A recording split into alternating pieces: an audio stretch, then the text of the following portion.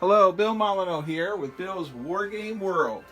My videos are what they are, and I hope you enjoy them. If you don't, watch a different video, but I do what I do for miniature wargaming, board wargaming, and historic sites. So I'm doing a follow-up on some more board games. And I know some people on my channel like the miniatures better, but we are going to talk about Phoenix Wargame Company. Now, I'm a huge fan of the Phoenix Wargame Company. Unfortunately, they were a flash in the pan. They made some great games in the 80s. I did a review on Remember Gordon a little bit, along with other cartoon games. So, just to let you know, Peter Bertram has actually communicated with me a bit after my last video.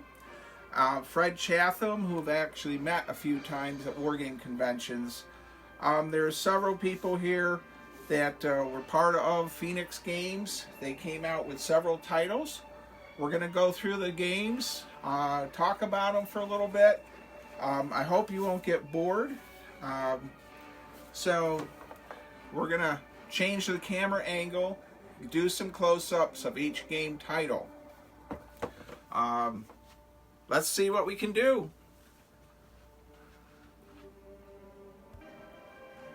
Alright, very quickly, I'm going to be changing this camera angle, but we have Gettysburg, the high tide of the Confederacy, Chickamauga, River of Death,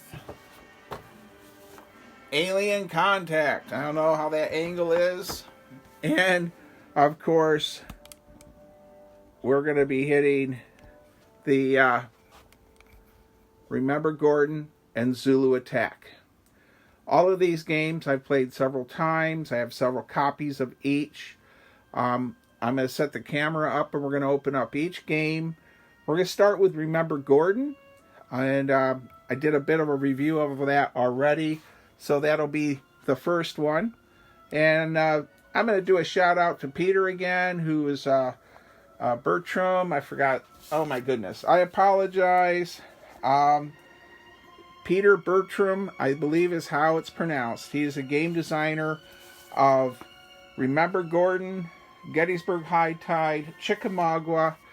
So I'm going to pause the camera. I have a space set out to open up each game. Alright, here we are, Remember Gordon.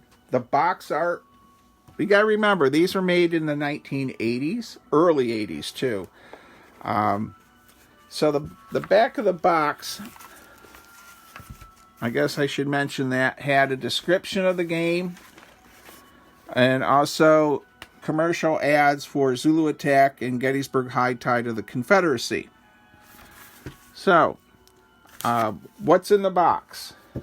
Well, it came with, I have 3 copies of this. I went over the counters earlier. The counters for 1982, I think, were very good.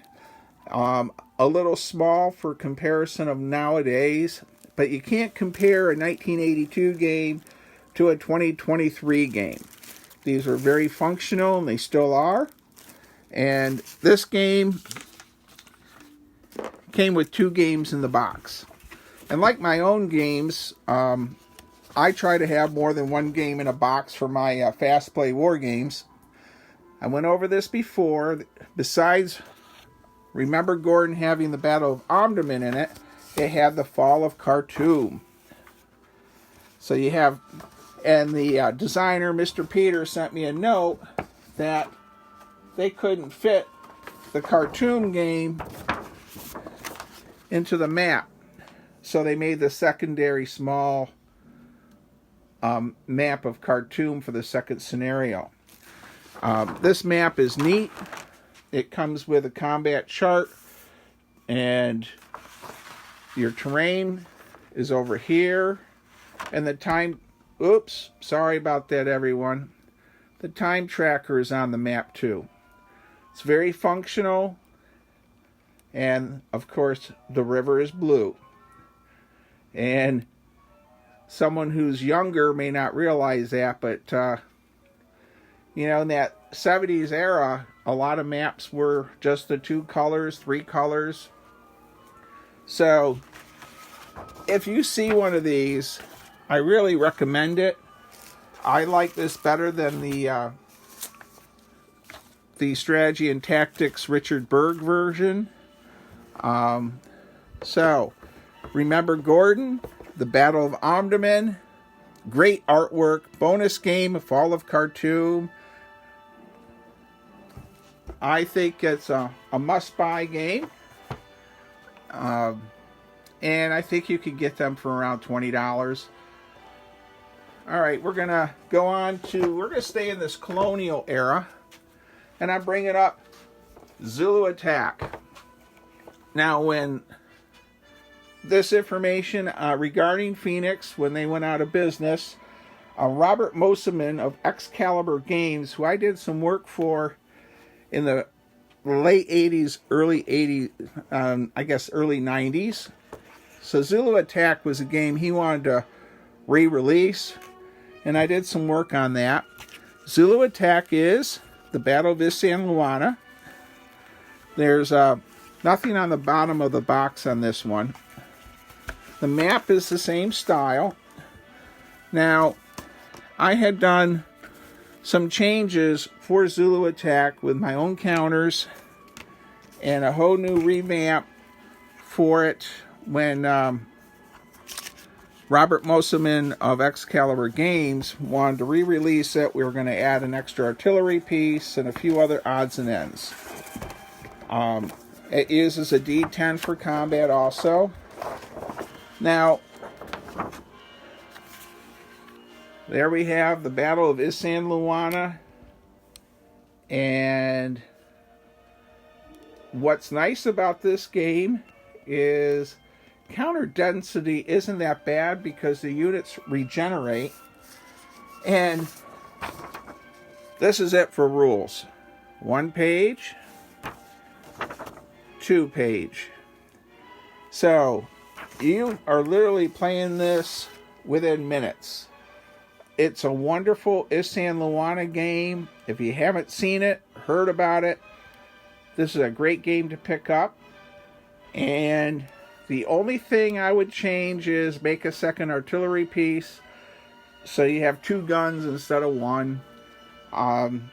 So Zulu Attack, great game by Phoenix. And the setup chart, as far as the counters, very functional. All the Zulus are the same. They did not do the shields different colors, so you don't have to worry about organizing the regiments, such as Richard Berg's and many other games. The cavalry are in yellow, and your British infantry are in red. Again, the counters are very good for 1982 era, not so much now. Times have changed as far as artwork. And one more thing on this map is it does give you an idea where to set everything up. So artillery A, I for the infantry. Fantastic. You could be playing San Luana in probably 20 minutes of setup time. So that's Zulu Attack. Alright, our screen is green. Let's get another game on the table. Oh, and because I loved Remember Gordon so much with the Fall of Khartoum, I did this in the last video, I triple-sized the map. So, sorry about that, but I just want to throw that out there. The Khartoum game, that bonus game is so much fun, I double-sized the map. Our next game is Alien Contact. Now, the game designer, Mr. Peter, told me he did not design this game or help with it, I believe. This is a Fred Chatham game. I have 3 copies. I'm not sure which one this is. So this is not pure combat. This is an exploration game with some cards. And the font is probably a 10 or 12 size font, but it's still only 2 pages of rules, really. a little bit more than some games. So this is space exploration and colonization. You do encounter aliens and creatures, and so this is the map board, fully functional. You're trying to colonize the galaxy. Very unique for this time period. Starfleet battles and all were really big at the time.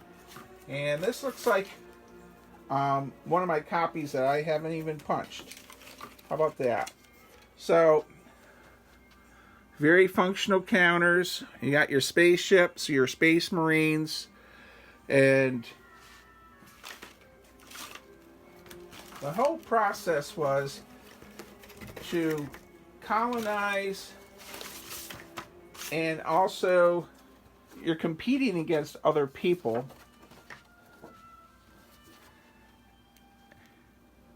And these are the charts for point values to create your different units on this map, which is here's the stars. So it is such a unique game. I probably haven't played this in 15 years. But it really could use its own video with a playthrough. It's such a unique game. Of course, it doesn't tie in with anything else that Phoenix did. Makes it even more unique. All right. And the map on this one is on a hard piece of cardboard. It's a hard map. So it's not paper like the other ones. One of the things I do like about the maps that they did at Phoenix was the paper on the maps, were very thick cardboard. And on the back of this box, they do talk about the game. And there's quite a bit in this game as far as counters, maps, and rules. Alright, we're going to go on to the Civil War set. And I'm not pausing the camera, I'm just zipping over, grabbing Chickamauga, the River of Death. Okay, this was made in 1983. I have, I think, 2 or 3 copies of this. Not sure which one I grabbed. Alright, this is one of my unpunched copies. And this has the unique combat system where the units have a strength value. So this unit here is a 14. And when it takes a loss, it uses these counters underneath it. Now, I think there's 3 or 4 Worthington games by the great Grant Wiley, superior game person at Worthington, and their system uses this. So many war games, the counters either eliminated or flipped and reduced half. These counters actually take damage points. And their Antietam game, Shiloh, and I forgot, I'm sorry, one of the other Worthington games is the same way. As far as the rules, they're not that bad as far as complexity, but yes, they're a little bit more. And let's get out the old rule book here. Combat chart. Very easy to figure out how many strength points you have firing. Roll a d10, and that's how many the unit loses. I believe Colin may have done a couple videos on this. As far as the map, it is on the hard material, and I haven't had this. I don't think I've ever opened this particular map up. Alright. We'll hit the rule book first. This actually has a little bit more depth to it. And it's not quite like many of the Civil War games coming out of that time period. Of course, you have Richard Berg's Terrible Swift Sword, regimental. This is brigade level. Now, I'm going to turn off a light here. Another one here. Let's see if I can get rid of that glare. All right. Now, in this copy, you can tell how nice this map is. This is made in 1983. So, this map is much nicer than a lot of maps that were made in this time period. So that's Chickamauga, River of Death. I played this about 3 years ago, twice with my son Ethan. I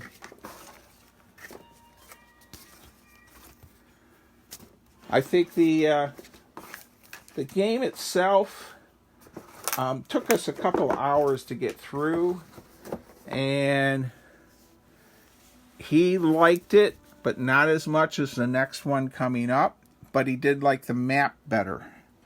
So we're going to talk about Gettysburg, High Tide of the Confederacy next.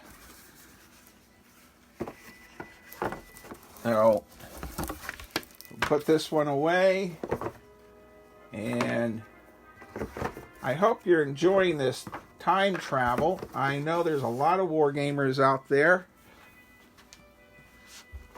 that are too young to remember or weren't even born during the 80s. Were just born. So Gettysburg, High Tide of the Confederacy. I know there are several videos of this. The artwork's quite nice. You have the Lutheran Seminary, of course McPherson's Barns over here. You can see the round tops off to the side. They did a nice job. 1982. Same combat system for the most part as Chickamauga. And I have about, I think I have 3 or 4 of these. And this one I have actually in the nice trays. So the counters are the same. They have one elite counter for Stonewall Jackson's brigade and then the Iron Brigade. The combat charts, pretty much the same. You have an order of battle card that's quite large. You place your units on that. Using a D10 system. Now, I thought when I got the first one in high school, I actually thought there was a lot to this game. At the time period I was playing Avalon Hill games. But yeah, I'd had friends who were like starting with a Terrible Swift Sword, with Richard Berg games, and after a few playthroughs with the scenarios, this game actually is quite easy to play. So, let's open up the map. Now, this is where my son felt that Chickamauga had a better map. And this map is on paper. It's not mounted like the last two. I think the map is quite functional. I like it a lot better than Avalon Hill 77, for instance, where all the multi-terrain colors really is confusing in a way. So here we have little round top, big round top. It's a very functional map. They have their orchards done. We have to do a shout out for how they have Seminary Ridge. Now, here's Cemetery Hill. I think the map is very functional. They have the terrain chart up here, so you don't really have to look at a secondary sheet. And their victory points movement chart, it's all right here, and the sequence of play. Now, I have played this with an optional rule with the counters where not using the points lost counters, but just reducing to half strength and flip the counter over. A friend of mine liked playing it that way better. Your units dissolve much quicker though. So, that's High Tide of the Confederacy. Very functional. I think Gilbert Collins did a wonderful review on both of these last two Civil War games, and I think he really likes this one quite a bit. And of course, I'm going to hold this up and say Gettysburg is a must-have in your collection. If you're a younger person, there's not a lot of bells and whistles with any of these games. Just going to tell that right out. These are old games, or what, close to 40 years old. This Chickamauga game has a lot of weight to it. This thing is probably 6 pounds worth of mounted map board and counters. Alien Contact. This thing is bizarre. It's a really neat game, multiplayer. If you're really into sci-fi and you want something really out there and different, try to pick up a copy. I believe Excalibur Games, Robert Mosselman, still had a lot of copies for sale.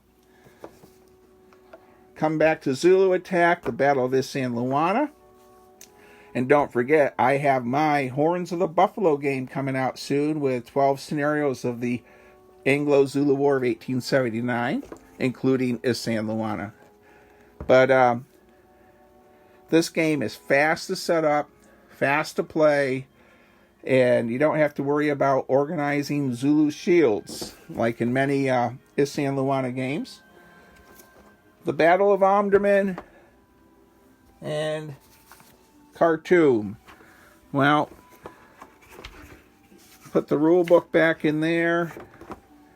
I have to say the giant map is cool. Alright, so we've hit all of the games by Phoenix. Fred Chatham games.